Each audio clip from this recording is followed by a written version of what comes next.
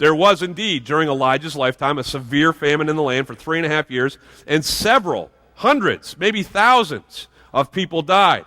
And there were widows who were left who could not fend for themselves. Ladies, if you were left without a husband in that culture, you could not produce what you needed to live. Now throw on top of that a famine, where everybody who could have given you things and provided for you things and for your children are now hoarding those things for themselves so that they don't die. Well, you're toast. That's it. And Elijah's in this situation, and look what Jesus tells the story of. He says, yet Elijah was not sent to any of them. When he says any of them, he's referring to any of the Jewish people. Any of those who were descendants of Abraham. Any of those who were supposed to be inside the in crowd. Elijah didn't go to them, but he went to a widow in Zarephath in the region of Sidon. He went to a dirty, stinking, rotten, filthy outsider Gentile. Do you know what the Jews called Gentiles? Dogs. That's where they were in the food chain. But Elijah, in the middle of this great crisis in Israel, he is divinely appointed or sent by God to a dog and her son. If you remember the story, this widow of Zarephath, she was hanging out there. She had a little bit of oil, a little bit of flour left. She and her son were going to cook up a nice biscuit, have that one last biscuit, and then go crawl up in a bed to die just like everybody else around them had. But Elijah arrives on the scene miraculously. The oil never ran out. The flour never ran out. And they survived the famine together. Yeah, that's what God did through Elijah with a dog. The Jewish people in the synagogue are not hearing this, not pleased with it at all. So Jesus goes on. You didn't like that? You're going to hate this then. He says, and there were many in Israel with leprosy in the time of Elisha. Everybody in the room would be like, now he's going to go to Elisha, Elijah's replacement. 2 Kings chapter 5. And he says, during that time there was leprosy. Leprosy, if you don't understand leprosy, it's a skin disease. It basically rots your skin off of you. It ultimately starts taking your limbs, and eventually it moves inside your innards, and you die. In our world, it's a treatable disease and stuff like that. But in that age, it was a number one killer. And in a time where God was judging Israel, leprosy came upon the land. Thousands again of people died as a result of this disease. But he says, listen, when that was happening, not one of them, again, the them being the Jews, not one of them was cleansed, only Naaman the Syrian. Naaman was a Syrian king. And Elisha was sent to Naaman to cure him of his disease. Once again, in the time of need, God goes outside the circle, goes outside of Abraham's seed, and he takes care of a dog, a Gentile. Well, all the people hearing this have had enough. It says in verse 28 that all the people in the synagogue were furious, so mad that they got up and left. Is that what it says? No, that's what we do, right? If we get ticked off at a church, if something isn't like what we like, if the music's too loud or the preaching's too long, well, we just say, hey, there's a bunch of other churches, I'm going to that one. And we leave. Now, if you aren't picking up my sarcasm, I don't think that's a good reason for leaving a church. I think we should work out things and figure out things. It shouldn't be like the mall where you just go to the next store. Come here, please, put down your roots, and let's figure life out together as we honor Jesus Christ. Amen? All right. But that's not the kind of furious that these people were. They were beyond that kind of furious. Look what it says. All the people in the synagogue were furious when they heard this. So they were so mad that they got up and they drove him out of town, and they took him to the brow of a hill on which the town was built in order to throw him down off the cliff. That will learn him. So here's the picture. I come up, I say something bombastic, something that really ticks you off, like the Red Sox are better than the Rays, something like that. All right, you see what I'm saying? Next season. Anyway, but you all get fired up, so fired up that everybody says, let's kill him!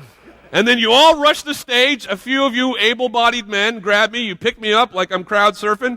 And we go out the doors. And I don't know, maybe we just get to the curb and you're just waiting for like a Schwann's truck. And then you're going to chuck me in front of it, okay? But you're going to end me because of something I said. That's what's happening here. But here's my favorite part. Look at verse 30. He walked right through the crowd, and he went on his way. Don't you just love Jesus? Because here's what I picture him doing, just to kind of have fun with the crowd, you know? Because he says all this stuff. He knows they're going to tick off. He's all-knowing, so he sees what's going to happen. So they get all ticked off, and all these men take him outside because he's basically guilty of, in their laws, the sin of blasphemy. He's basically claimed to be God himself, or the Messiah. So in legal terms, they probably had a right to do what they were about to do. But he lets them take him. I'm picturing Jesus, on the ride over to the brow of the hill. He's just kind of bouncing along as these guys are carrying him. Yeah, that's going to be fun. Great. You're going to throw me off the cliff, huh? Nice job. I like that. It's good. And he gets all the way to the brow of the cliff, but then he has this remote control where he can punch a button, and it says pause, and everybody freezes, right? And then just like in the TV or the movies or whatever, he crawls down off of the guys that are holding him, and he walks away, and then he hits the other button that says play, and everybody's like, 3! And they throw, but there's nobody there, right? And they're like, where did he go? And Jesus is just saying, it's not my time. He always said that. It's not my time. It's not my time. It's not my time. He knew when his time was. His time was going to be on a cross. It would come some 3 years later, but it wasn't his time then. So he left. 2 questions I want to answer as we go through this text. First one is this: what made these people want to kill Jesus? I mean, I don't know about you, but I got to get pretty mad before I want to kill somebody, and even then, I don't really mean it. I mean, I've said that before in jest. I just want to kill them. But I don't really want to kill them. These guys really did want to kill Jesus. What did he say that made him so mad? Well, here's what he did. It's pretty simple. He told them that the good news is for everyone, which to the Jews was bad news. And let me unpack that even further. What's basically happened is that Jesus has said, hey, the box that you've drawn, the ideas that you've had of who the Messiah is and what he's going to do, and the ideas of what you have concocted as to how God will save people, those are wrong too. He's basically taken their religious box and he's just kicking out the sides. And he's saying it's not what you thought. This good news that I bring, it's for the poor. It's going to free the imprisoned. It's going to give sight to the blind. He says, I'm here on a different agenda. It's not going to be what you thought. The first bad news there is that the good news wasn't just for the Jews. The good news was for everyone, and the Jews had always thought that it was just for them. Write that down in your notes. It's not just for the Jews. So in a very specific contextual sense, these Jews were like, oh man, we thought we were special. We were Abraham's seed. We were a cut above the rest because of our lineage, our heritage, our descendancy. But now we're finding out that we're not.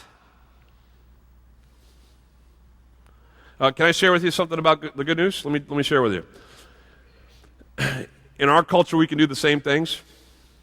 We can kind of create an admiral's club, first-class cabin mentality about the good news. Has anybody flown lately?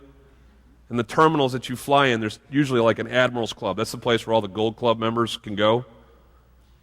It's really nice in there. I'm not a Gold Club member, not even close. But I had a friend once that was flying with me that was, and he took me in there. They give them free stuff. Like outside, in the airport economy that's like triple what every other economy in the world is, like a hamburger's $18 or something like that. You can go outside the doors of the Admiral Club and spend $50 on lunch. You go inside, they give it to you for nothing. And then you get on the plane, right? And you got that first-class cabin with the big, reclining seats and the very important people doing very important things in there, right? And what do? They can't build a door behind the first-class cabin. They got to make you walk past everybody else in the first-class cabin. Shame to you sitting in, cabin. Shame to you at coach. So you walk past, and you don't have a place to put your bag, and they have to check your bag while everybody up in the front is drinking cocktails and having, fresh cookies, right? And then, like Jerry Seinfeld says, the stewardess comes up because there's a curtain between on longer flights, there's a curtain between first class and coach.